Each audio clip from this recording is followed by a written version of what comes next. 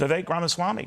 He has surged to the point of being the it candidate. I don't know if that's a blessing or a curse, because Vivek, it's going to mean you could be a target in next week's debate. We already learned that the DeSantis forces plan to make you one. Now, they disavow this so-called campaign secret that came out, but what do you make of that?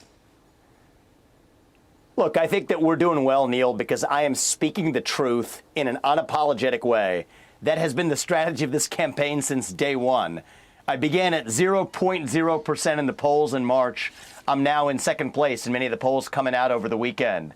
And I think we're going to continue with that same strategy, where a lot of the Republican Party for a long time has been focused on what are we running from? I'm asking the question of what are we running to our vision of what it actually means to be an American, leading with specificity on what will actually get done while in office. I think people are hungry for that kind of vision in our party. I think it does take an outsider to deliver. I'm also the youngest person ever to run in our party. I think that helps me bring a fresh perspective that others have not, and that's exactly what I'm going to be doing on that debate stage.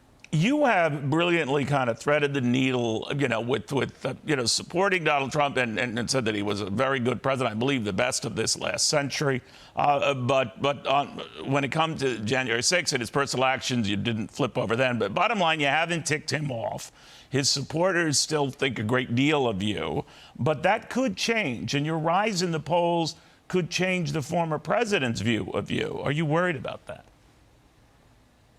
See, the way I look at it, Neil, is I'm not running against anybody in this race. It's part of why you don't hear me criticize many of my competitors, period, Donald Trump included.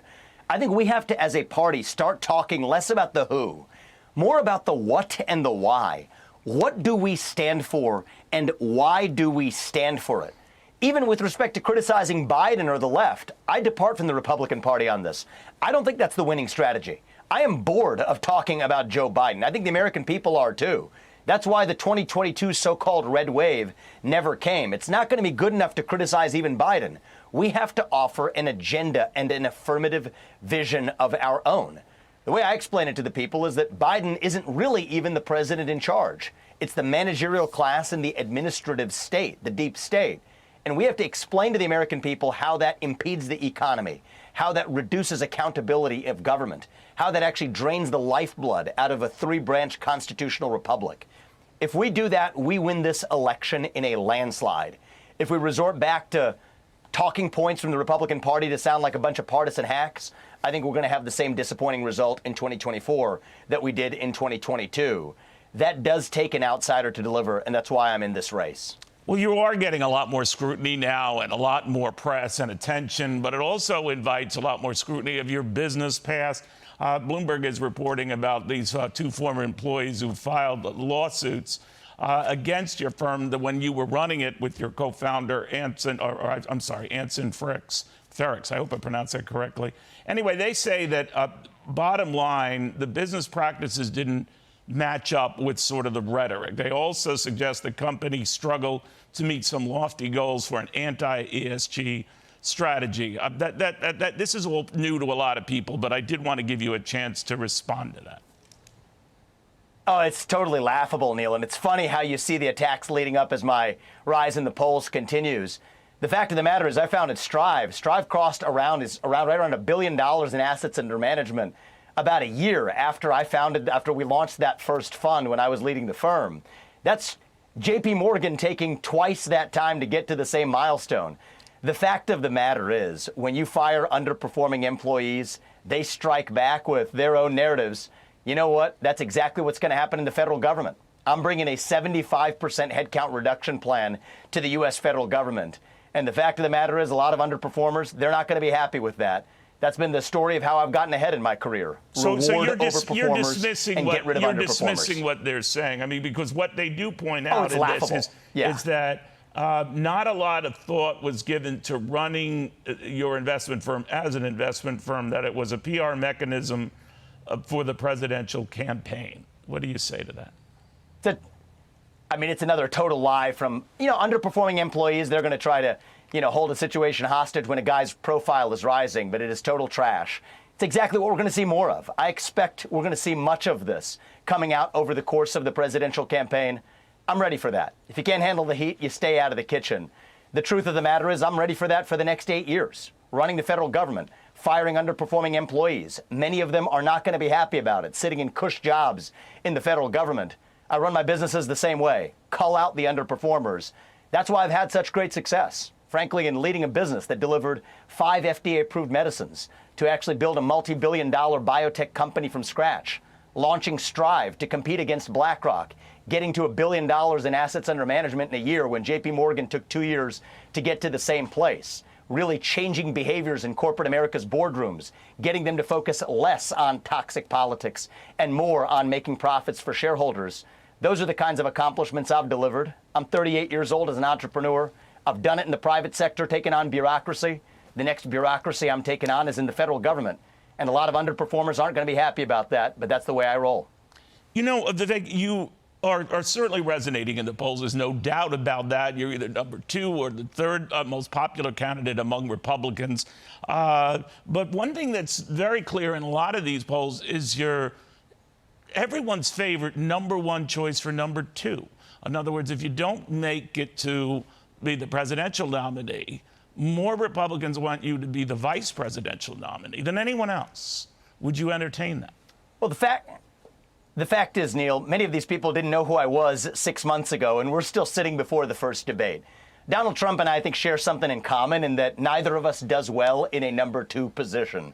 I'm built to actually lead the organizations that I've built, and I think that when I'm looking at the federal government, my greatest contribution, Neil, and one of my goals being to reunite this country, I'm going to be in the best position to get that done if I'm doing it from the top job.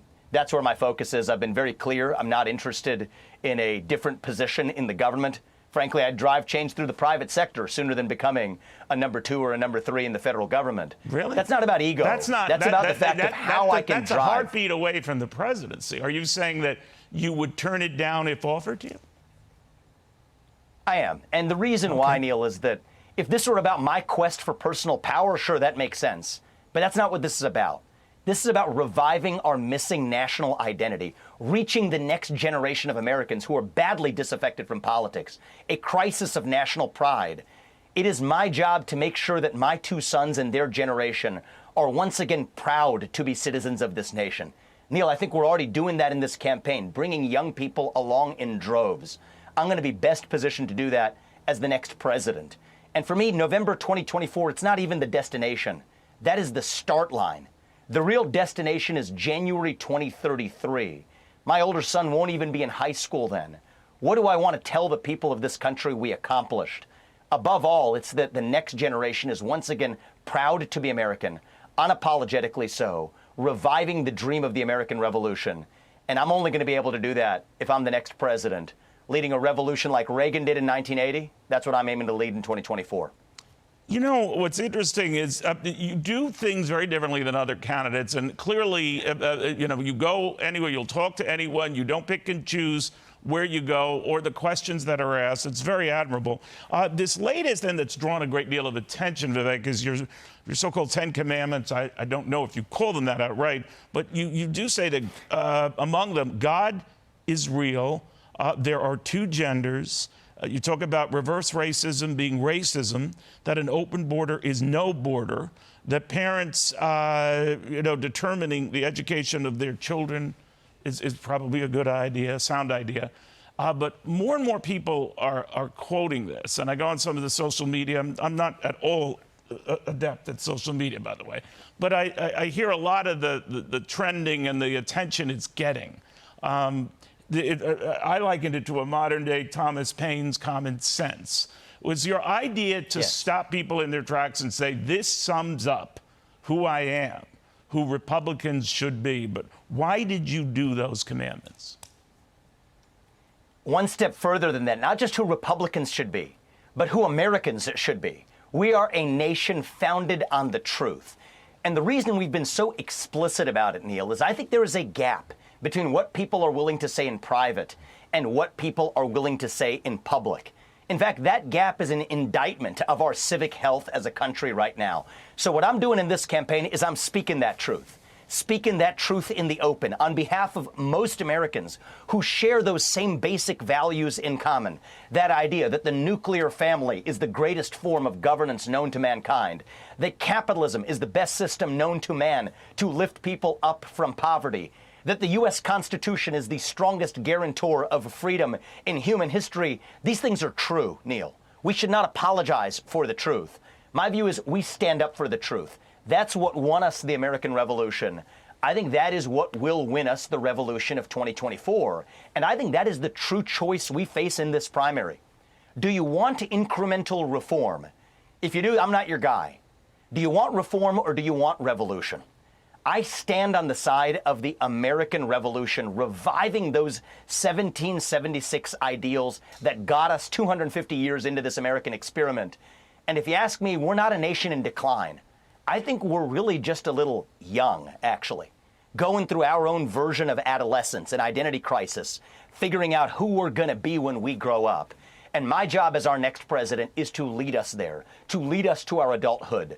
And the way we're going to get there is, yes, by speaking the truth, doing it without apologizing for it, because that is who we are as Americans. And that's what this campaign is all about, including a Thomas Paine common sense style approach. We actually distribute leaflets in Iowa and New Hampshire that look like Paine's pamphlets. And so you were correct to pick up on that. Real quickly, the rap lately in a lot of your recent comments is that you're an isolationist, that some people think you would let China invade Taiwan, that you would let Vladimir Putin or make any concessions to him to win in Ukraine. Real quickly, is that true? I'm not an isolationist. I'm a George Washington America First conservative. I think we actually need to be stronger at home. Nuclear defense, cyber defense, super EMP defenses. Nobody else is talking about this.